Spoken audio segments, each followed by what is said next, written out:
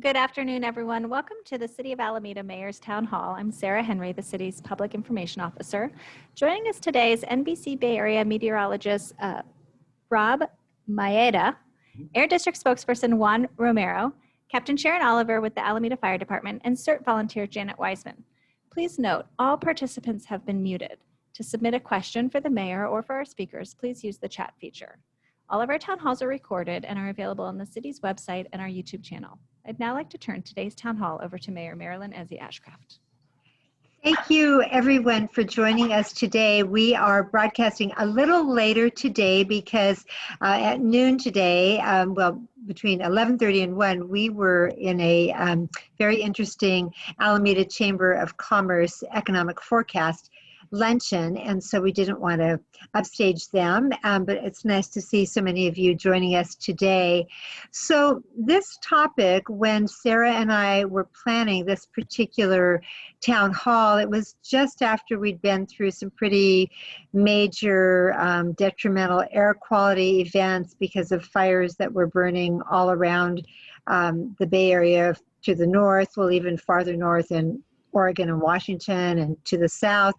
And we thought, well, it would be just interesting to look back and learn about what just happened. But then I didn't plan this, certainly, but I'll bet you all, I hope you've gotten texts and maybe email notices from the county telling us that the National Weather Service has issued a red flag warning, which is in effect from 9 p.m. this Saturday until 8 a.m. Monday due to high winds and dry conditions. And this includes elevations above 1,000 feet across the Bay Area, particularly the East Bay Hills. So I think it's just particularly fortunate that we were able to put together these specialists to talk to us about all aspects of the weather conditions that we've been experiencing. It's kind of like, what haven't we experienced in 2020?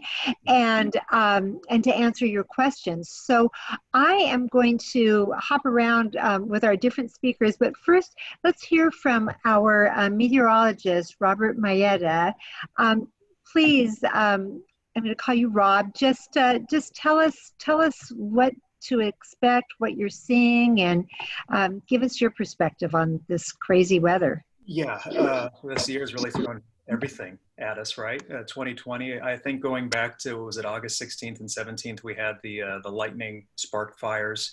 And everything from there on has been punctuated by record-breaking heat events. And as we're going to hear from Juan talking from the Bay Area Air Quality Management District, just a record-long streak of bad air quality in that same pattern. And now, as we're getting closer to this weekend heat event, I'm going to try to share my screen. Hopefully this works. It works. Take a look. Are you able to see it? Yes. Strong pressure. So, in midsummer, you would expect to see one of these types of patterns where strong high pressure builds in. But for late September, this pattern, this is the upper air pattern. All that red you see is strong high pressure building into the north of us.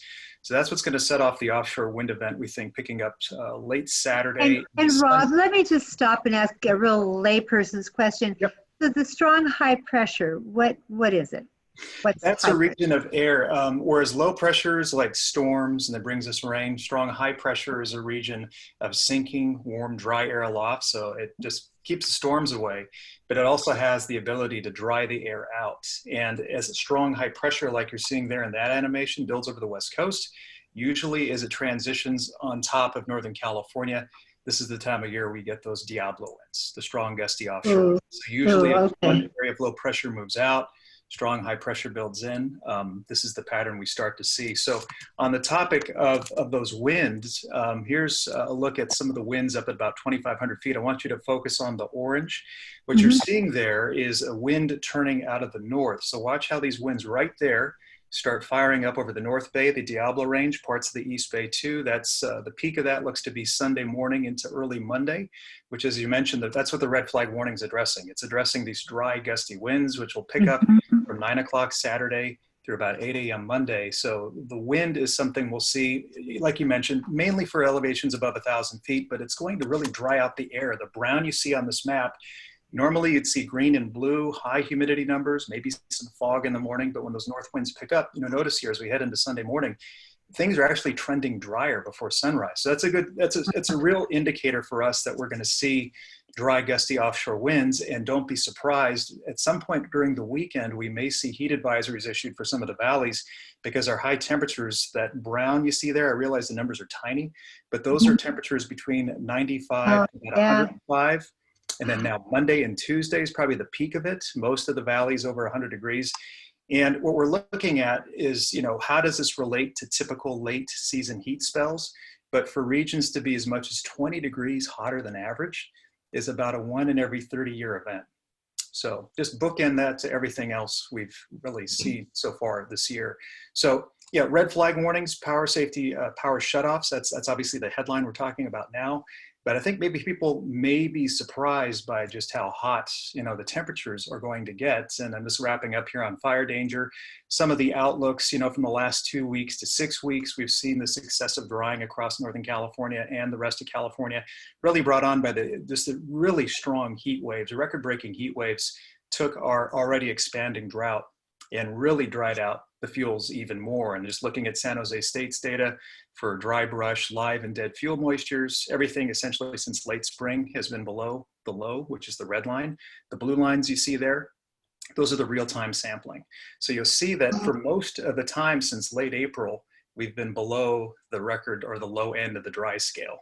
And so right now, even ahead of this offshore wind event and ahead of the heat event, these numbers are really bone dry. So that's the concern, is that what could burn is near record dry, and we're seeing temperatures 20 degrees above average coming in. And then you add the wind, as our fire professionals know, that's the prime concern. Wind in any direction this time of year is bad news, but the high pressure onset of north gusty winds, that's a big concern. And this time of year, we unfortunately we do see that become more of an issue as we head into October.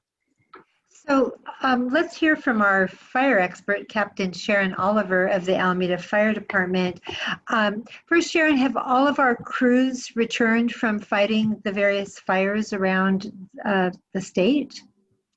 We've had them come in and go back out, so no, we still have crews out, and in fact, we're planning to swap crews, because after a crew's been out for a week or more, it's time to swap them out with a fresh crew. So they are still out on various fires. Wow.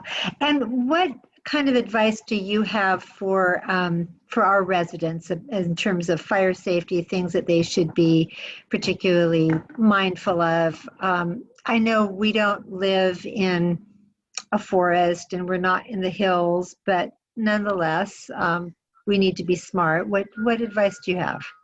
Yeah, we do not live in an area, it's called a wildland urban interface, where houses have been built up into the hills. So most communities around the Bay do have these wildland urban interfaces.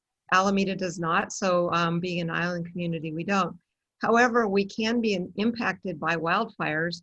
The power safety shutoffs, if they do shut off transmission lines, right, even though we have our own utility that provides us power, we still get our power over transmission lines. So right, you could expect to possibly have a blackout due to that. If fire impacts those transmission lines, that's another reason we might have a blackout. So right, you want to be prepared with your flashlights and your kits and some backup batteries to charge your cell phones and things like that. They're inexpensive these days.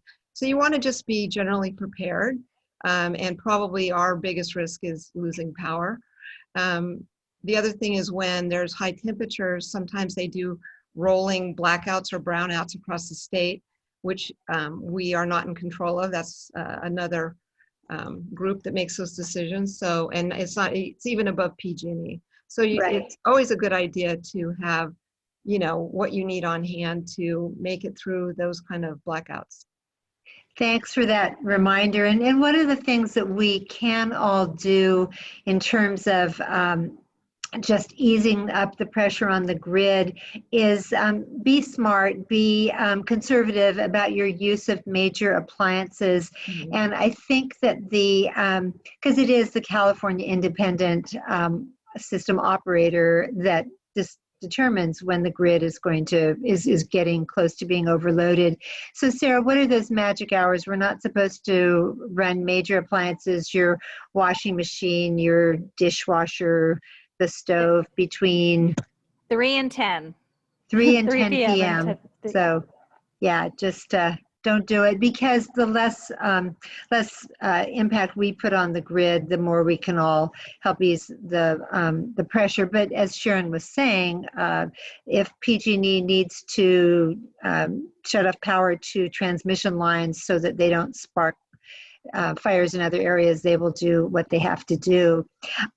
Janet Wiseman, tell us briefly, Janet's a CERT volunteer, and she was actually part of a crew of Alameda CERT volunteers who were asked to go out to the Alameda County Fairgrounds in Pleasanton and help with the effort there. So tell us briefly, first tell us when you got your CERT training. I was trained in CERT back in 2014. And it's a great, when I lived in Atlanta, Georgia, I was a CERT member there. So when I came out here, I had the opportunity, I said, this is great. CERT stands for Community Emergency Response Team. And it's a group of volunteers who are trained. It's an 8-week program. We went every week, and you're trained in a number of different facets, from evaluating building conditions, triaging, escaping, how to get out of, and teach people how to get out of their homes safely, setting up an incident command center. So it really engages the volunteers to be helpful resources. And so what we did as our CERT team, and I was glad to be a part and represent Alameda, we went out to the Pleasanton Fairgrounds, and we served in a call center. Because there were so many people calling in. A lot of people, what happens, they evacuate, they have to leave so quickly with very little notice, that there was just a huge need to set up a call center. The CERT volunteers came, we answered the call, we were there, I was there a number of days. And so the call center was set up for people in the SCU fire, the Santa Clara County fire. So if they had questions about where the evacuation centers were, what are some resources, where are shelters, what to do with livestock. So we had a number of resources. Wow. And when people would call, we could actually answer their questions. We had a great interactive map that was set up by CAL FIRE, so that when we could pull in their address, and it would pull up on the screen if they were in the red zone, which was the mandatory evacuation, or it was in the yellow or the green areas. So we were able to give a lot of information. The callers, when I spoke to several people, they were so thankful to have a voice on the other end that gave them resources. So it was a great opportunity. Yeah. And I have to say, it was an amazingly well-staged event. With the fairgrounds, every aspect from power to, PG&E was there, all the fire departments. It really was, it was a well-coordinated event, and hats off to Alameda Fire and also CAL FIRE for their logistical efforts on this. And I was great, and I was so glad to be a part of it. Oh, we're glad you were. Thank you. So Sharon, Captain Oliver, how is CERT training happening? Is it happening these days with COVID, and how do you do that? Well, it's been we had to cancel the first 2 classes of the year because we do in-person training, but now with the help of FEMA and the state of California, and I will say the University of Utah, we now have an online training. So It's a hybrid version. So Okay. I started a class that I already had scheduled here in September, and I have another one scheduled in October. But instead of bringing everyone into a classroom, I did a Zoom meeting class, and I introduced them to the fact that there was online training, and I talked about Alameda's program and where we're going and what we're doing in Alameda and the hazards that are specific to Alameda. Ooh. And then I sent them on, they're kind of my little bit of a guinea pig to take these online training, and we're going to come back after a few modules and do a check-in with one another and see how it's going for them. And so my intent is, that's what they're rolling out statewide, is this hybrid version. Okay. And then you bring the students back in later for the hands-on portion, which we can't go without the hands-on portion. Right. For us, it will probably be after the first of the year when it's safe enough to bring some folks together. But in the meantime, we're continuing our training. We've now found a way. It's approved by the state of California and FEMA. So it's pretty exciting that collaboration came together over the last, really just the last 6 months. It sounds great. So can you tell people, and Sarah will put it up in the chat box, how if someone is interested, and I hope everyone who's listening is interested, because it's such an important time to be trained in emergency operations and how to respond in an emergency. How would people sign up?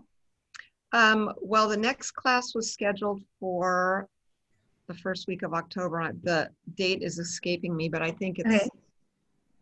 the first week of October. Yeah, I got that. So they could just go to the city website and sign up as if it's a class. The class on the first day will still be on that first day at that same time. But then the Okay. rest of the classes are, even though there's dates there, we're not going to be doing those. We're going to do the hybrid. So Okay. I'm still accepting those signups for that class. And I may even schedule some more. If I only have to do the one, I can get people set up to do the online training, and then we can come back at the beginning of next year and start with the hands-on. So, but Okay. right now they could sign up through the city website, and then Great. you're going to search the fire department and CERT, and there's a link to sign up. I think Sarah just posted it. That sounds great. You know, whenever I think of fires, I think about the just horrendous air quality incidents we were having just a couple weeks ago. You know, I've said so many times since then, there's so much that you take, at least that I took for granted, that we would wake up in the morning and, you know, open the door and the air would be clear. And not that you look at your phone and see that the air quality is unhealthy and you shouldn't even go outside. So Juan Romero, tell us from your perspective with the Bay Area Air Quality Management District, how unusual was what happened in this area? Well, happened up and down the West Coast, is I guess. But how much of it is the new normal, and what are we seeing going forward? Welcome. Yeah, thanks. Well, unfortunately, you know, as we all experienced this year, is wildfire season started a little bit earlier. Typically, we've noticed in the last couple of years that we're coming up on when it would actually be starting, right? End of September, early October, and then actually October, November, you know, around when we had the campfire and stuff like that. So we just went through our longest streak of Spare the Air days ever. An entire How long was that? 30 days. And Wow. that's up from our previous record from the campfire, which was 14 days back in 2018. Oh my goodness. So as you can imagine, we were pretty busy. And you know, what complicated things even more with that too is that the meteorological conditions were changing pretty rapidly. Rob probably knows about that too. The meteorologists, we were meeting with them twice a day to try to keep our finger on the pulse of what was going on with the winds and the low and high pressure systems. And there's fires all around us and winds bringing it in from here and there. So it was pretty dynamic, and being new to that office, I got to really see trial by fire. Wow. And you do bring up a good point, that this is, you know, we're starting to see this as the new normal.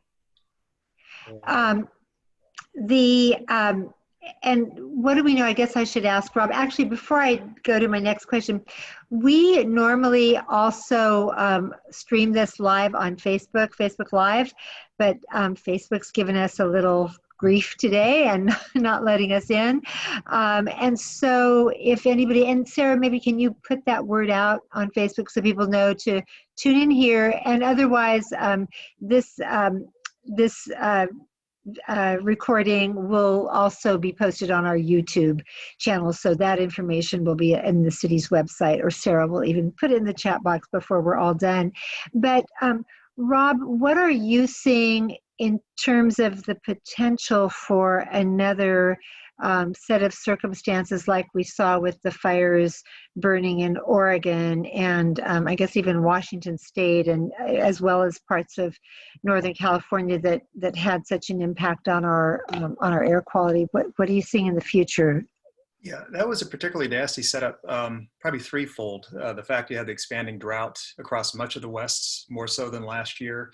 you had a record-breaking heat spell, and then a bunch of lightning fires, and then you had this big gusty offshore wind event where you had new fires starting, and just, you know, a few growing with, you know, 100,000 acres within a 24-hour time frame. You know, that's a massive run for fires to be making. So when you look at air pollution, I know we were in touch with Air District quite often, is that the radiative power coming off these fires, we can measure those from satellites and seeing what the carbon output is in a given day.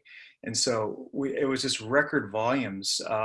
One of them, the Creek Fire, had an output that was the equivalent of a volcanic eruption, a VEI index of a 3, because it was able to put aerosols up to the stratospheric level.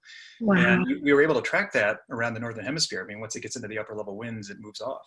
But because we had such major fire complexes growing so fast between the LNU complex to the north, SCU complex to the east, CZU complex to the west, there's a tremendous load of ashfall and particulate matter pollution that settled out for days, and then it just gets trapped with stable, you know, weather patterns over time. So this offshore wind event that we're seeing now, as one was also mentioning, is something that we typically get moving into this time of year. One of the concerns might be, even for the fires you've been hearing in the news, that there's containment. That doesn't mean they're out. So if they're managing that any of the winds can get in those areas and cause spotting outside of a containment line, you sometimes do see fire activity pick up again, and with a north wind that would push potentially smoke back down to this area too. And so we do have some models, Air District does as well, short range models that let us see based on the wind where the smoke could go. But the problem is, the X factor is, the models aren't as good predicting fire activity at ongoing fires, or if a new fire starts much closer to the Bay Area, then that changes the equation. So the model has to get updated to account for that. But right now, in terms of the wind, it's telling that you don't see high wind warnings or wind advisories up for the lower elevations. It does look like a mostly higher elevation event. But it is also interesting that the red flag warning does impact most of inland Alameda and Contra Costa counties, not the Bayside areas, but essentially the Berkeley Hills upward, the Fremont area hills, Sunol eastward.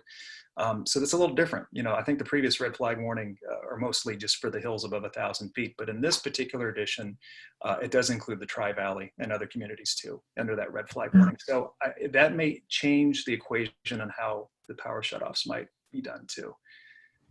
And the problem is, it's, the big heat too. It's sort of, maybe it's getting kind of pushed aside because obviously fire danger is at the top of everyone's minds, but you imagine these power shutoff areas, especially Sunday or Monday, and highs are above 100 degrees.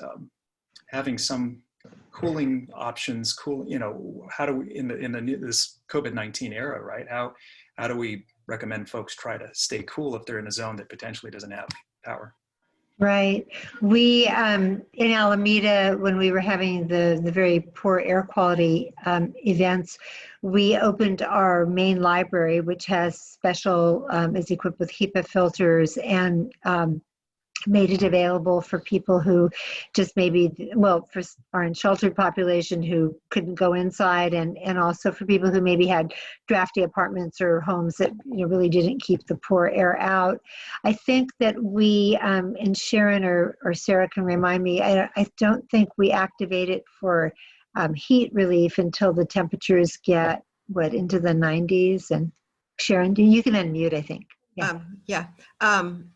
We started out watching the heat risk index, which was a National Weather Service map that compiled data not only just on a temperature, but on did it cool off overnight?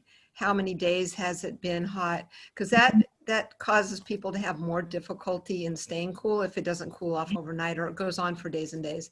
So we were using that, but we saw that parts of town actually got hotter than other parts of town. So the way the heat risk map plots itself on Alameda, it wasn't super clear, the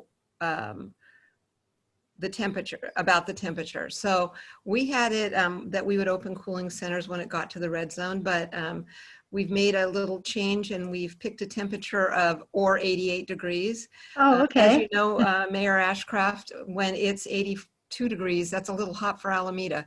We're used to a cooler climate. Yeah. So for us, it feels hotter than those Okay. who are more used to a hot climate like out in the valley.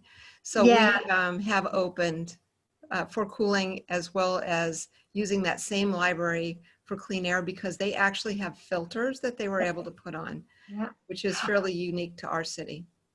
Well, and you're right. We tend to wilt when the temperature gets to 80 or above. But most homes, I would say, don't have air conditioning. No. I know I live in an old home and it sure doesn't.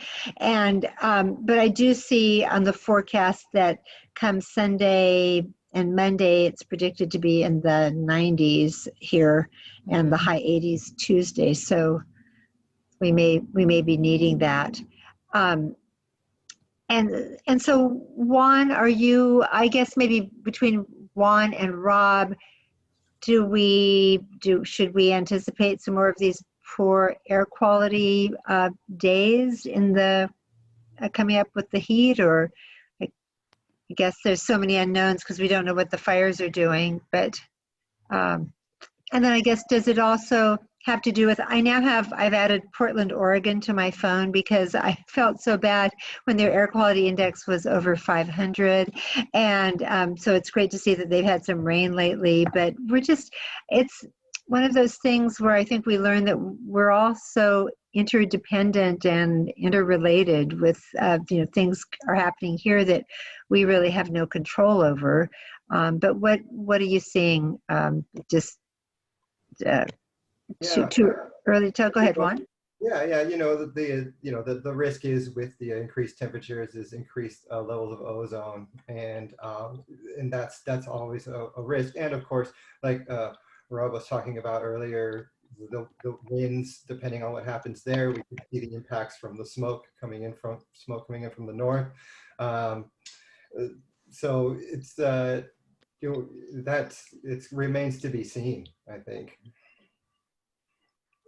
I agree. I was just looking. The office there, Air District did extend the smoke advisory to Saturday, and I think obviously your team there is also updating as they go through the weekend. So if it turns out there's a new fire or the fires that are burning to the north pick up activity, you will probably see what they call the air quality advisory for wildfire smoke.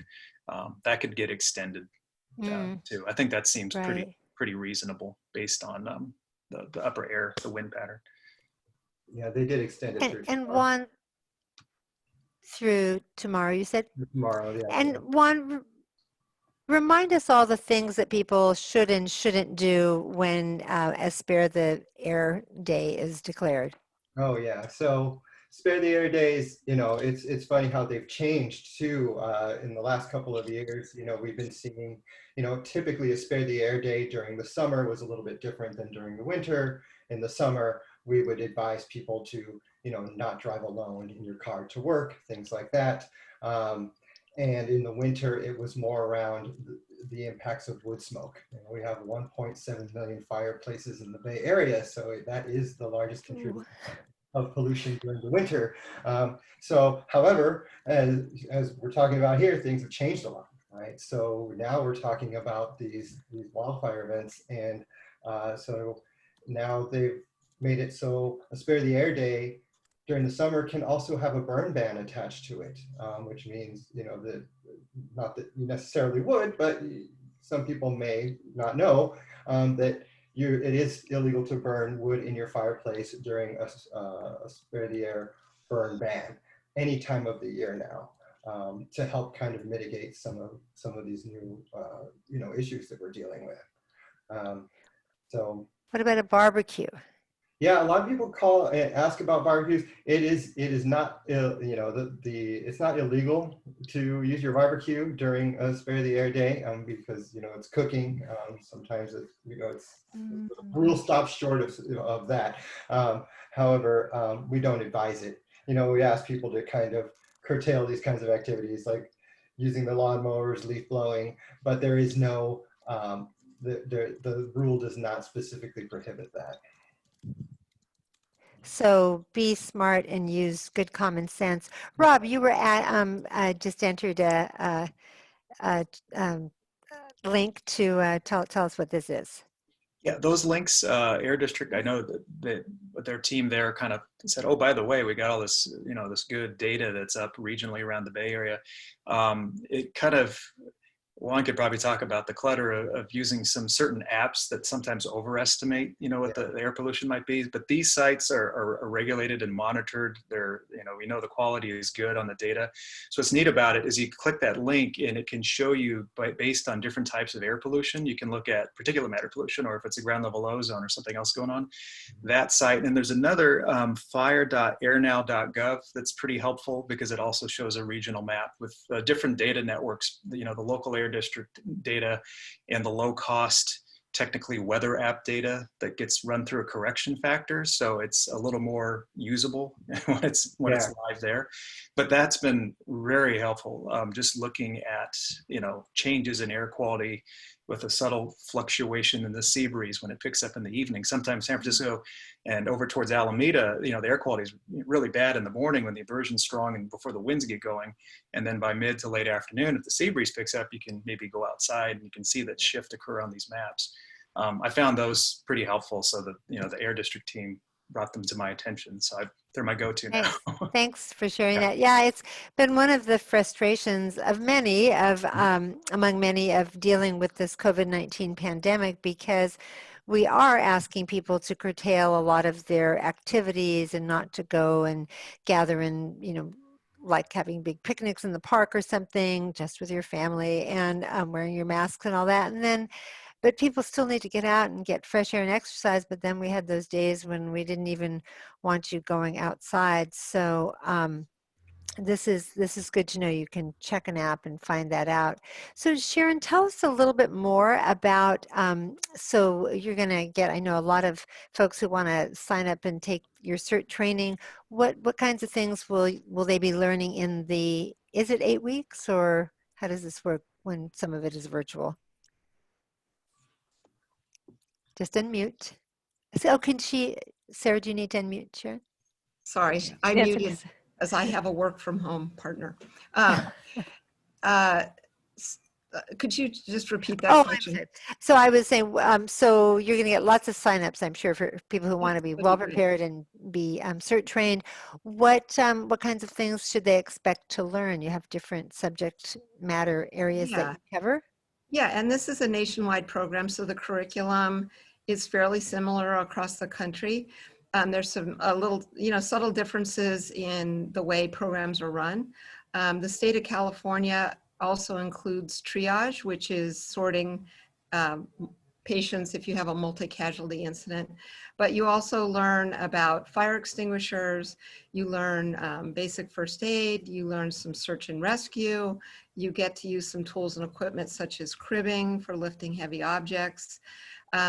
We do a hazardous material class, and we've included some elements of terrorism, and I hate to say it, but active shooter as well, which is, cropped up as a problem for us. And then we pull it all together with hands-on training. So, and that's really the fun part. People in Alameda, we have a burn pan, you get to use a fire extinguisher. We do hook a fire hose to the extinguisher when we're not in a drought, and let people feel a little bit of that weight of the hose. So we have tools and equipment, we have dummies, we do lifts and carries. We teach them to use tools and equipment they have around the house, cardboard for splinting and bandaging and things like that. So in general, what I see out of our CERT members is they're really excited about the class, and they're excited that Alameda CERT has a robust volunteer program. I was just going to ask you, how many volunteers do you think we have in Alameda? By my count, we have 350 active. Wow. We've trained several thousand over the years. CERT got reinstated back in 2002 by Chief Zombeck, who was not a chief back then, it was a captain. So we got the CERT program up and running in 2002. And about 2005, we actually started engaging our volunteers in participation after they graduated from basic CERT. So some communities do what they call catch and release. They teach you the course and then they say, thanks for coming, and off they go. But in Alameda, we actually encourage people to continue with us, and that's optional. continue with us. And if they do, we swear them in as a disaster service worker and give them an ID badge. And then there's options for volunteering with us up to including being called out. The police department uses our CERT volunteers to search for people who've wandered away, who have Yes, Alzheimer's or right. developmental disabilities. You know, we never put our CERT member in harm's way, but we recently, gosh, just in the last few weeks, looked for a woman who had wandered off. And we've got about, I think that morning we got about 25 people out on the street. We felt that was safe in COVID because they were able to be outside and do the search. Spaced So, out, yeah. you know, the CERT volunteers. And it had a happy ending, as I recall. It did. She was found, unfortunately, by AC Transit, had noticed her at a stop on the other end of town from where she left, but she was found, safely Safe. found. Yeah, yeah, yeah. No, that's great to know. Yeah, I think this is one of the things that I have found during this COVID crisis that we've been in is it really has brought out the best in our residents, in many of our residents. We've had so much volunteerism, and I know the food bank, which is seeing 1,800 customers a day come through, was just swamped. And their traditional volunteer base tended to be retired people, but that was a vulnerable group that shouldn't be out interfacing with the public in times of COVID. But man, did other people step up and volunteer to help. And I'm finding that with our applications for boards and commissions. So this is really exciting to hear about. So I just encourage everybody who is listening to sign up. I will say I need to do my CERT training, so I'm going to check that. But Sharon also knows that I have a son. I have twins. They're 29 now, but my son must have been right around when they started CERT That again. was, He yeah. was so excited. Mom, I want to do this. And I said, honey, you're 11 and it says you have to be 16 to sign up. He goes, but I really want to do that. And I said, well, call the number and see. And they were gracious enough to, I think his dad, my husband, went with him, but he did get his CERT training. And I want you to know that he's back in the DC area and he's still doing that in the city where he lives Oh, that's now. great. So. Yeah, he was very enthusiastic, as I remember. Yes, yeah, and you guys were great with him, so thank you. So, Juan, do you have some information you wanted to share about alerts that we should know about? Yes, yes. So Please. this is, the best way to keep on top of how the air quality is going to be is to Yeah. sign up for the Spare the Air alerts. Ah. So the Air District has a couple different ways you can do that. The most popular way right now is to sign up for the text alerts, which is really easy to do. You just text the word START to 81757. We also have phone alerts if you don't have a cell phone, and we also update it on the website, and we also have, of course, our Instagram, Facebook, and Twitter accounts. And also Sarah was gracious enough to put that in the chat too, so the link is in there as well. Thanks, sir. Appreciate that. So if folks sign up by texting START to 81757, they will get texts when there's a significant change in air quality, or how does that work? It's whenever the air quality is forecasted to be unhealthy, and it's Ah. typically for the next day. So Mhm. it's great. So as soon as we hear from the meteorologists and they call and, we make the call for the Spare the Air alert, the information gets sent out and everybody will know so that they can helps them Great. prepare for the next day. Great. That is helpful to know. Because, we have a lot of people that have respiratory issues and I just worry about the layers of, COVID is already impacting people's lungs and then you add poor air quality and it's just very troubling. Folks in the audience, if you have any questions of all these experts, please, please ask. Anything we should know before I segue a little bit into telling you, I was just going to make the announcement that, although I wrote about this in my monthly newspaper article, so you might have seen it in the Alameda Center, the Alameda Journal, but starting October 5th, which is not that far away, our ballots, our vote by mail ballots will be mailed. In California, we're a state where every registered voter, you don't have to request a ballot. If you're a registered voter, you should receive a vote by mail ballot in the mail. If you haven't gotten your ballot by October 12th, you want to let the Alameda County Registrar of Voters office know about that. And I mean, just because it's a vote by mail ballot, there's other ways you can return your ballot by mail at one of the 3 drop boxes in Alameda, or if you wanted to actually bring it in person, there are 6 locations in Alameda, which we're not doing polling places this year in times of COVID. We are doing accessible voting locations. So 6 locations around the city that are large format locations, fun locations like Almanac Brewing Company. But as I've said, I don't think they give samples for voting, but you can still support them. But so you would have the option of doing drive-up voting and handing off your ballot that way, or curbside, they'll come to your car and you'll sign in electronically and complete your ballot, or you can go in person. So this is a big election and we've got lots of registered voters. So don't wait till the last minute when that ballot gets to you. Spread out your sample ballot, figure out how you're voting, and please try to vote before Election Day if at all possible. Janet, any tips you would have for people, or you want to give a little pep talk to people, for residents, to why they should become CERT volunteers like you?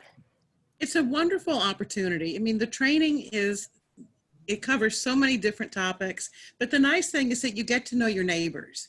And when we do the hands-on experience opportunities and exercises, even, afterwards where you have training opportunities, it's nice to meet new people. It's nice to connect back with your neighbors, but it really is a program that in such as this last one with fires, you needed a volunteer pool. We were there, we responded, and it was very successful. And that's kind of the goal of CERT. It really gets people out, and you learn valuable tools. I mean, I learned personally how to turn the gas off in my house, and I have the appropriate tools to do that. When you do, so you're giving a lot of great training. I think these days we really need to, connect more as a community, and So CERT is a true. great way to do that. Unfortunately with COVID, you can't have, your block parties, everyone is divided into groups. So to have our local CERT, get together. But it really is, it's a great opportunity because you never know when an emergency is going to happen. So the more trained responders that we have with CERT as volunteers, that just widens the pool. It lessens the burden on the first responders because the volunteers can go out and start some assessments and boots on the ground and eyes in the, on what's happening and report back. That helps to bring in the appropriate resources. So it's just a great program. And Captain Oliver has done a great job leading us with training. So it's, it's a good group. Thank you. That was a great plug. And that's such a good point. I often say that our neighborhoods are safer and also just more enjoyable to be a resident when you know your neighbors. And you're right, Janet. Like normally in August, I think in the first week of August, we would do National Night Out, and we would encourage different neighborhoods to throw block parties or meet in the local neighborhood park or something. But of course, we couldn't do that this year. But even with the virtual training, I mean, you still can get to know people. And Sharon, Captain Oliver, would you say of your 350 volunteers around the city, do you have a pretty good disbursement across the island, or are there certain areas that we could use more CERT volunteers? We are getting more and more dispersed across the island, so it's better and better. We do have a little bit of a gap towards Alameda Point, that end of town. Okay. And I think as the housing builds up there, that will start changing because there'll be people who aren't who buy into that area and aren't as transient. But even with the Coast Guard who had housing out there, they're a transient group. Yeah. So although they would come in, they would leave. So the number I gave you are the people that I believe are still actively participating, that they've actually come and stayed. And by the way, this is kind of the perfect week to have your town hall, because this week is CERT week. Oh, it is. Wow. And we're doing a virtual exercise on Saturday with our CERT, those that have graduated from CERT. It is all virtual, and we have a tool that we use throughout the city, and the CERT members are going to be doing electronic damage assessment. So they're going to make up some gloom and doom to report to us, but we should have a really good time virtually on Saturday afternoon. I don't know that you'd have to make much up this year. Right. Well, good. I look forward to hearing how that goes. Yeah. Rob, before we wrap this up, do you have any thoughts or reminders or advice or anything for our listeners? Yeah, I wish I had better news. I feel like those of us working as your local television meteorologist, National Weather Service, or at the Bay Area Air Quality Management District, we're just relayers and messengers of the data. We so wish we could say, good strong sea breeze, rain coming in, right? Bring it into this fire season. But like I said at the beginning, unfortunately, this looks like one of those 1 in 20 year type heat events. Right now, the short headlines are fire danger, which are warranted. But be prepared probably from once the winds back off. I think the hotter days might end up being Monday and Tuesday, but there could be an extended run next week of some hot weather. So we'll just tell folks, stay up to date on their air quality data and endure this. And hopefully we can get beyond this little heat spell and look forward to some better news. But it's tough for us who are in charge of relaying that information, because we have families. I have twin boys who are turning 5 in about 2. Oh.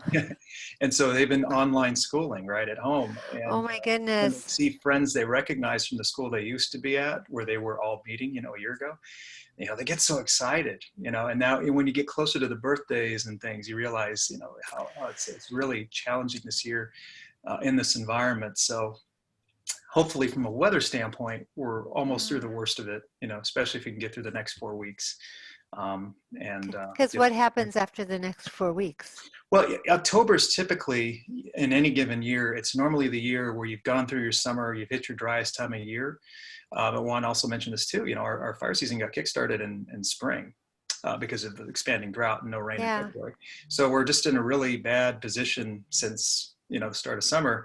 But this is the time of year where the strong offshore dry winds typically hit. It's no coincidence that a lot of the Bay Area's big fires have occurred in mid-October or late October because of that type of weather pattern. So we just have to be extra vigilant this year, because, we are just now kind of moving into offshore wind season on top of the other factors that are going on. Hopefully we don't have too many of these extreme events like we're seeing around the corner this week. Right. And I know we've learned from past fires. When you said October, I was thinking that the Oakland Hills fire in 89, Sharon? What? Anyway, but it was October, wasn't it? It was October. It was definitely October. Yeah, but I know there have been changes to our building codes and requiring using more fire resistant materials, but that's for new construction. We're in an area that has a mix of older and newer homes.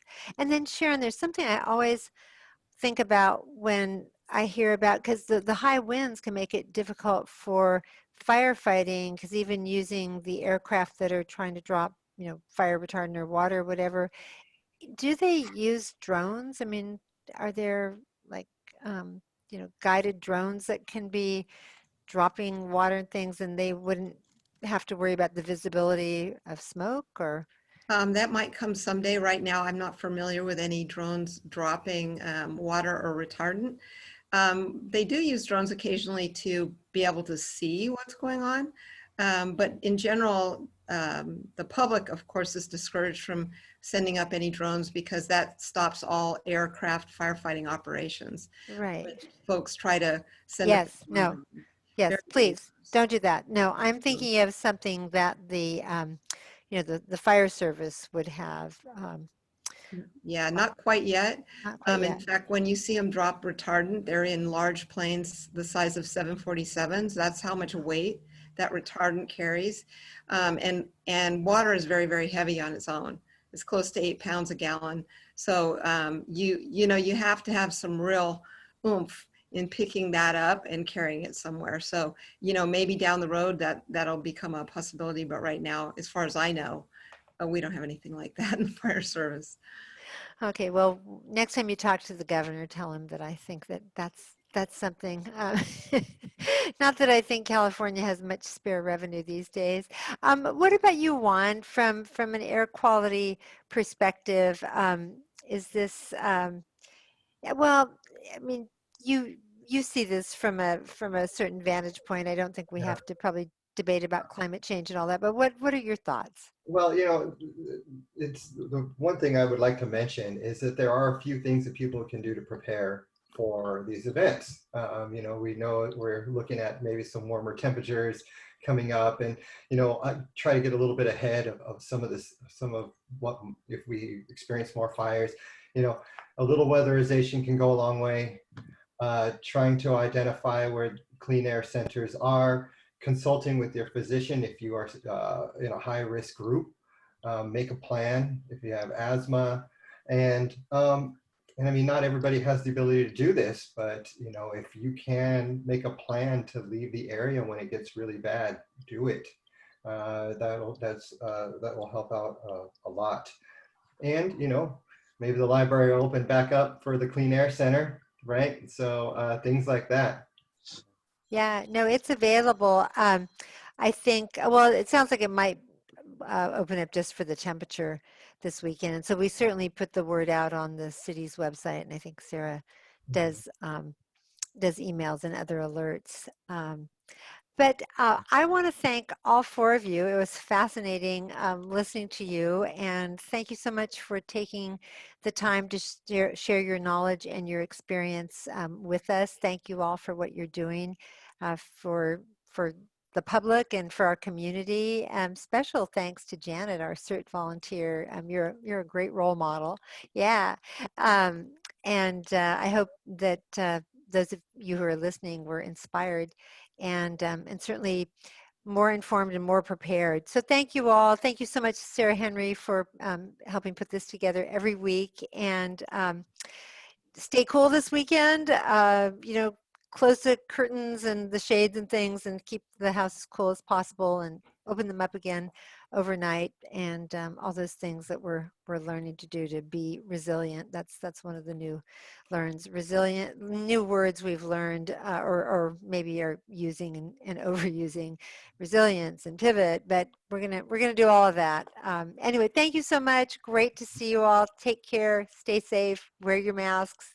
Bye now. Thank you. Thanks, everybody. Bye-bye. Thanks everyone for joining us. Bye-bye.